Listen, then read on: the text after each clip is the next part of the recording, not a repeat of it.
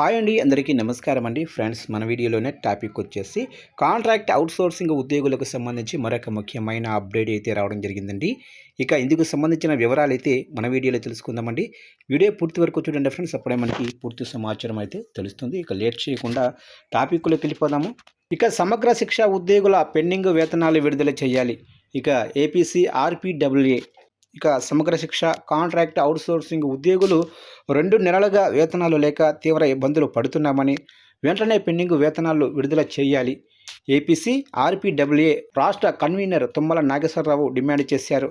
ఈ సందర్భంగా ఆయన మాట్లాడుతూ, ఆంధ్రప్రదేశ్ రాష్ట్రంలోని 28 జిల్లాల్లో విద్యాశాఖ సమగ్ర శిక్ష ఆధ్వర్యంలో విధులు నిర్వహిస్తున్న సుమారు 23,000 మంది ఉద్యోగులు గత 2 నెలలుగా వేతనాలు అందక తీవ్ర ఆర్థిక, మానసిక ఇబ్బందులు ఎదుర్కొంటున్నారన్నారు. ప్రభుత్వ విద్యా వ్యవస్థకు వెన్నెముకగా పనిచేస్తున్న సిఆర్పి ఉద్యోగులు తమ కుటుంబాల జీవనోపాధి కోసం అప్పులు చేయాల్సిన దుస్థితి నెలకొనడం అత్యంత బాధాకరమన్నారు.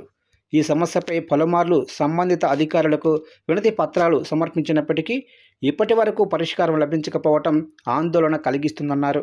ప్రభుత్వం ఈ అంశాన్ని కేవలం పరిపాలనా సమస్యగా కాకుండా 23,000 కుటుంబాల జీవనాధారానికి సంబంధించిన సమస్యగా గుర్తించి వెంటనే స్పందించాలని కోరారు.